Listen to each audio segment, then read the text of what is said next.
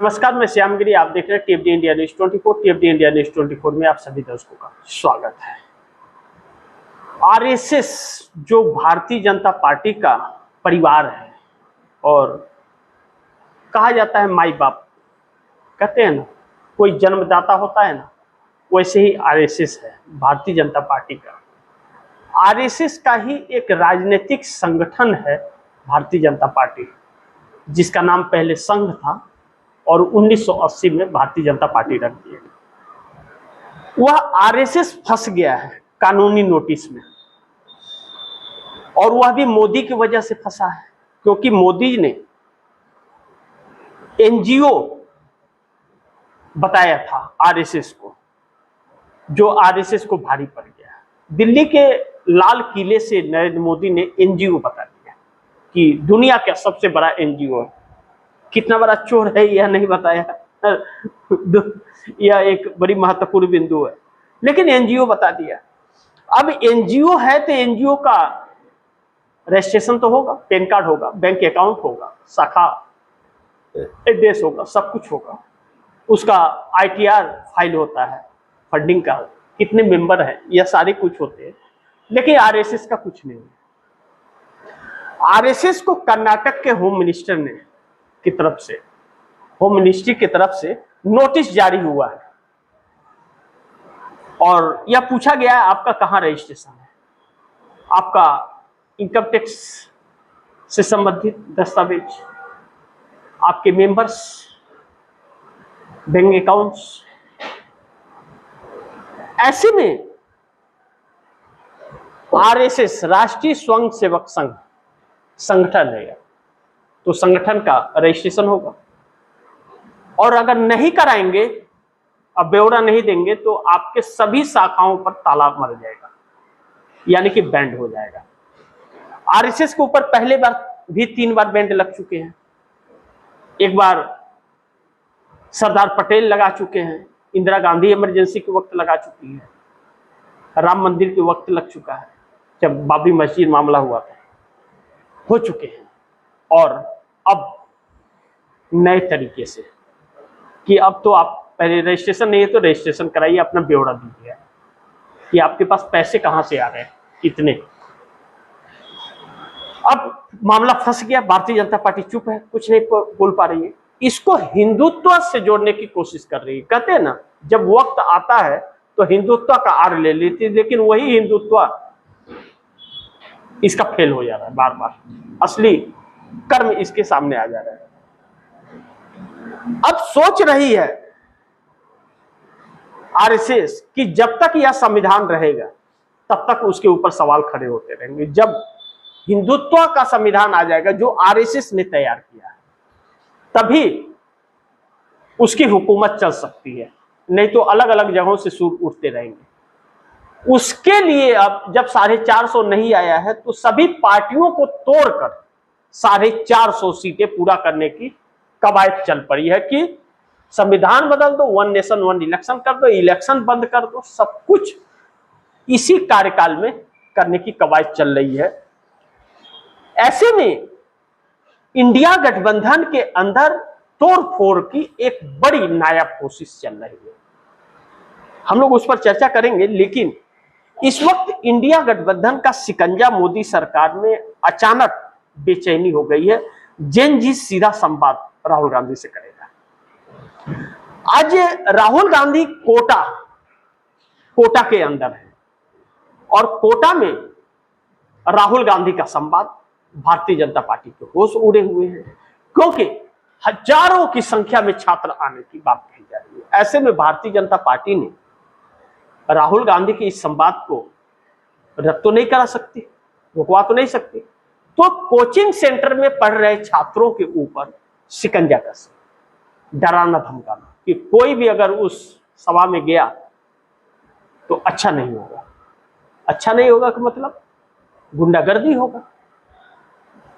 अब इसके बावजूद अगर राहुल गांधी की सभा में हजारों के तादाद में लोग आ रहे हैं, तो फिर इसका मतलब है कि लोगों के अंदर एक जन आक्रोश तो है मोदी सरकार के खिलाफ, इससे इंकार नहीं कर सकते।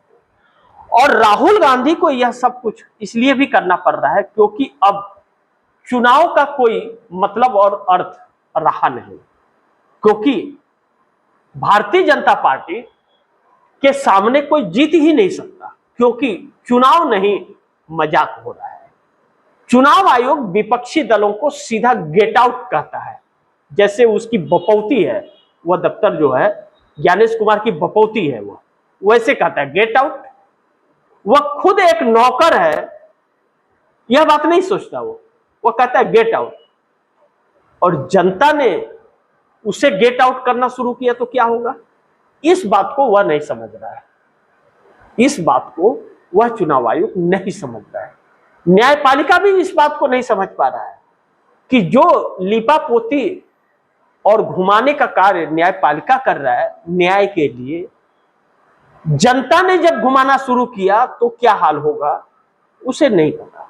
इस बात का नहीं पता उसे कि बांग्लादेश में क्या हुआ, इस बात का भी नहीं पता कि नेपाल में क्या हुआ, इस बात का भी नहीं पता कि श्रीलंका में क्या हुआ, क्योंकि वह अपने आप में सब समाहित है। यानी कि इस देश में फिर एक बार आजादी की लड़ाई लड़नी पड़ेगी। तो फिर हमारा देश बांग्लादेश नहीं है, हमारा देश नेपाल भी नहीं है, श्रीलंका भी नहीं है। हमारे देश में यह चंद तानाशाहों की वजह से हमारे देश का लोकतंत्र खत्म नहीं हो सकता। यह संविधान खत्म करके, संविधान बदल करके यहां के लोगों की भावनाओं को खत्म नहीं कर पाएंगे। कहते हैं कि हमारा देश वीरों से खाली नहीं है, और जिसे कुछ ना समझे कोई वही बहुत बड़ा तुर्रम खा निकल जाता है। तो यह सरकार थोड़ी गलती कर रही है, इसे समझना चाहिए कि जो कर रही है यह अपने स्वार्थ के लिए कर रही है, क्योंकि जनता इसे स्वीकार नहीं कर रही है। नहीं तो 450 इसे नहीं मिल जाती, क्या तोड़ क्यों रही है लोगों को। अब ऐसे में राहुल गांधी को छात्रों का सपोर्ट मिलता देख सरकार सत्य में है, क्योंकि राहुल गांधी को अब चुनाव प्रणाली पर अब विश्वास नहीं रहा, न्यायपालिका पर विश्वास नहीं रहा, उन्हें अब जनता पर रहा कि जनता क्या चाहती है। जनता क्या आजादी चाहती है, लोकतंत्र चाहती है, संविधान चाहती है या नहीं चाहती है, या फिर वह सिर्फ हिंदुत्व का ढोंग रच रही है, यह फैसला जनता करे। तो राहुल गांधी पहुंच गए, लेकिन इंडिया गठबंधन के अंदर के लोग, जो क्षेत्रीय पार्टियां हैं, क्या अभी भी नहीं समझ रही हैं?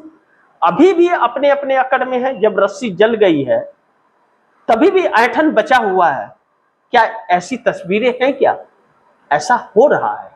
क्योंकि अब जिस तरह से उद्धव ठाकरे को तोड़ा गया है, उद्धव ठाकरे के 6 सांसद गायब हो गए। अब उनके पास में टोटल 9 है और 6 टूट जा रहे हैं, 2/3 हो गए।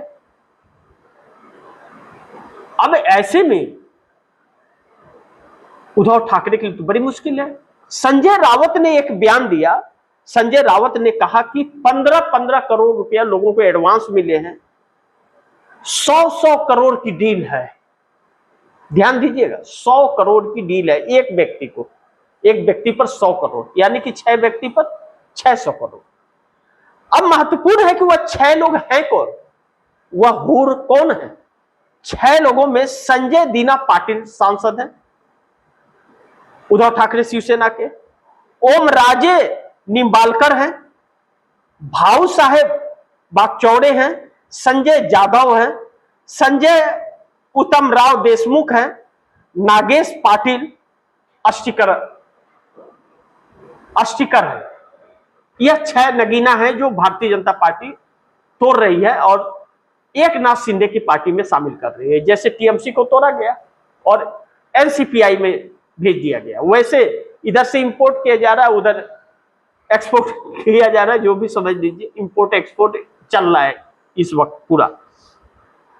अब ऐसे में कहा जा रहा है कि एक नाथ शिंदे की हिम्मत ही नहीं है वह ऐसा कर सके। वह खुद अपने मंत्रियों को नहीं बचा पा रहे हैं, लाल जूता खा रहे हैं, इज्जत से रह रहे हैं वो लोग, तो वह क्या तोड़ेंगे? उनकी हैसियत क्या है एक नाथ शिंदे की? उस शख्स की कोई हैसियत है? कोई हैसियत नहीं। एक गद्दार के रूप में जाना जाता है वह, जो जिस व्यक्ति ने उसे नेता बनाया बाला साहब ठाकरे ने, उसी की विरासत को छीन लिया। यह हकीकत है, इसमें दो राय थोड़ी है कोई। भारतीय जनता पार्टी के शाह पर तो उनकी हिम्मत नहीं है। उनके लोग खुद कह रहे थे अब्दुल सत्तार कि भारतीय जनता पार्टी के साथ रहे तो यह खत्म कर देंगे। और एकनाथ शिंदे ने विधानसभा में स्वीकार किया कि उनके नेता को पीटा गया। देवेंद्र फडणवीस ने कहा कि हम कार्रवाई करेंगे, कोई कार्रवाई हुई, बल्कि उल्टा धमकाया जाता है उन्हें। तो वो क्या तोड़ेंगे? उनकी हैसियत है तोड़ने की। यह सब काम भारतीय जनता पार्टी की है, भारतीय जनता पार्टी कर रही है, ऐसा सब लोग आरोप लगा रहे। मैं नहीं कुछ कह रहा हूं, यह सारी चीजें इधर से ही आ रही है। नहीं, अब आप सोचिए कि इन 6 लोगों की जरूरत भाजपा को क्यों पड़े? क्यों चाहिए भाजपा को? या एकनाथ शिंदे को क्यों चाहिए? एकनाथ शिंदे प्राइम मिनिस्टर बनने वाले हैं कि 6 सांसद लेकर के आ रहे हैं? क्यों लेके आ रहे हैं तोड़ के? भारतीय जनता पार्टी को क्यों जरूरत पड़ी? क्योंकि भारतीय जनता पार्टी इसकी सरकार ही नहीं है, यह सरकार अडानी और अंबानी की है। ज्यादा संख्या इन्हें सही चाहिए कि कानून अपने मतलब का बना सके। संविधान और लोकतंत्र को बदलना इनका पहली प्राथमिकता है। संविधान बदल दिया तो इनकी सत्ता कोई हिला नहीं पाएगा, फिर अंग्रेजों वाली बात हो जाएगी और फिर एक आजादी की लड़ाई लड़नी पड़ेगी। तो ऐसे में कहा यह भी जा रहा है कि यह डील उद्धव ठाकरे ने खुद की, यह उद्धव ठाकरे की डील है और सत्ता होता है नहीं। यह डील करके उन लोगों को भेज रहे, वह खुद, सिर्फ यह नाम है कि एकनाथ शिंदे तोड़ रहे, यह खुद डील की गई है। इसका मतलब देश के साथ धोखा कर रहे हैं।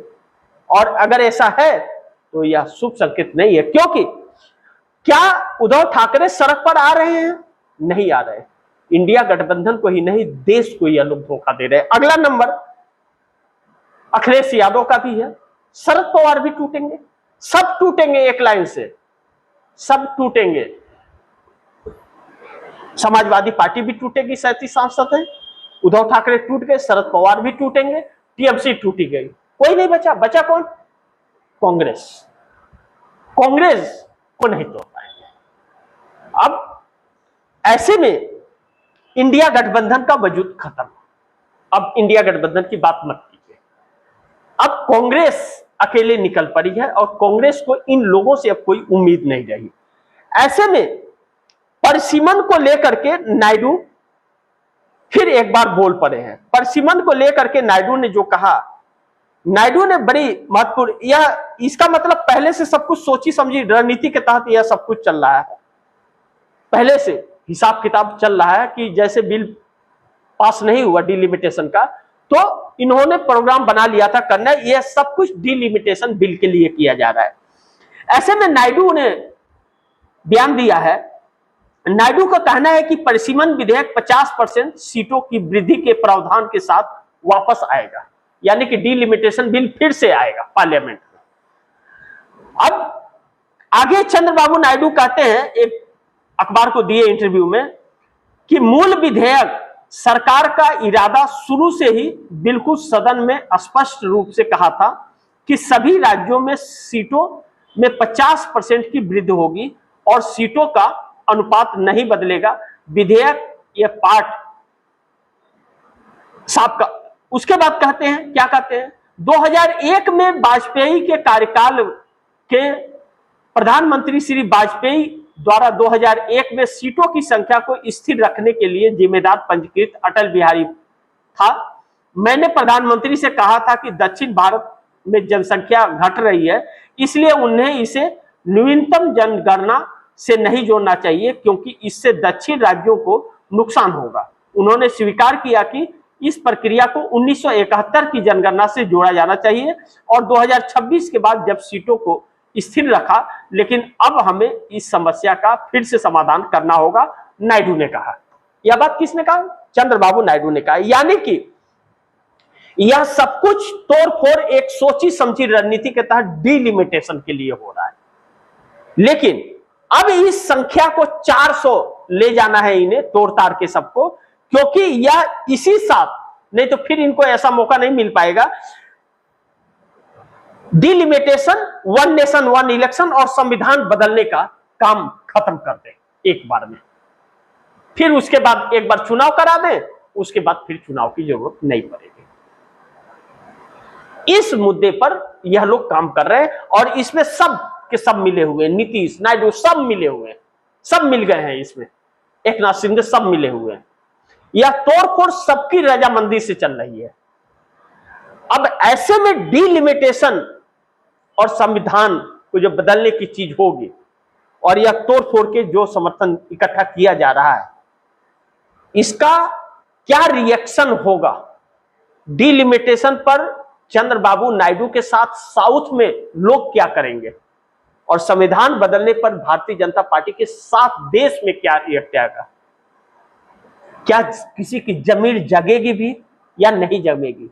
यह बड़ी महत्वपूर्ण है। लेकिन सांसदों की तोड़फोड़ इस बात के संकेत दे रही है कि यह अपनी कब्जा, हुकूमत, राजशाही जताने के लिए यह सब कुछ कर रहे हैं। ऐसे में कांग्रेस सड़क पर अगर निकली हुई है और कोई क्षेत्रीय पार्टी उसके साथ खड़ी नहीं है, कोई नहीं, अकेली कांग्रेस चल रही है और कांग्रेस छात्रों के हक की बात कर रही है, उनके रोजगार की बात कर रही है, किसान की बात कर रही है, मजदूर की बात कर रही है। लेकिन इस सरकार में बैठे हुई पार्टी सत्तारूढ़ और उसके सहयोगी दल ना तो किसी के रोजगार की बात कर रहे हैं, ना छात्रों की बात कर रहे हैं, ना पेपर में गड़बड़ियों की बात कर रहे हैं, ना मजदूरों की, ना बढ़ती महंगाई की। फर्क साफ है कि इन्हें उन किसी भी मुद्दों से कोई लेना देना नहीं है, क्योंकि ऐसे ही तोड़ तोड़ करके यह सत्ता पर काबिज हो गए हैं। यह सत्ता पर रहे तो यह देश गुलाम अमेरिका का बना चुके हैं और अब अपना बनाएंगे, क्योंकि यह अपना गुलाम नहीं बनाएंगे तो फिर अमेरिका का कैसे चलेगा? अमेरिका से इन लोगों ने हस्ताक्षर कर रखे हैं, जिसका यह नजरिया है। देश बहुत बुरी तरह फंसा हुआ है। देश में अब संवैधानिक बातें नहीं रह गई, न्यायपालिका से उम्मीद नहीं रह गई, चुनाव आयोग पर भरोसा अब नहीं रह गया। यानी कि तानाशाहियां सर चढ़ करके बोल रही हैं, फिर एक बार आजादी की लड़ाई लड़ने की तैयारी इस देश को कर लेना चाहिए कि फिर आपको अब अपने आजादी की लड़ाई लड़नी पड़ेगी। हिंदू मुस्लिम में उलझा करके इन लोगों ने देश को पूरी तरह से गुलाम बना दिया, जो बहुत चिंता योग्य है। या 7 सांसद नहीं टूट रहे हैं, 6 सांसद नहीं टूट रहे हैं, या 369 का सांसदों का जुगाड़ नहीं कर रहे हैं, इस देश को गुलाम बना रहे हैं और यह नेता पैसे पर बिक करके सब कुछ करा रहे हैं। बाकी आप दर्शकों की क्या राय है, क्या सुझाव है, कमेंट बॉक्स में बहुत जरूर दीजिएगा। इस खबर को ज्यादा से ज्यादा शेयर कीजिएगा, अपने दोस्तों को भी कहिएगा आगे शेयर करें, और आपने टीएफडी इंडिया डिश 24 को सब्सक्राइब नहीं किया, सब्सक्राइब कर लीजिए, फिर दोस्तों को भी कहिएगा सब्सक्राइब करें। मिलते हैं अगली खबर के साथ, तब तक नमस्कार।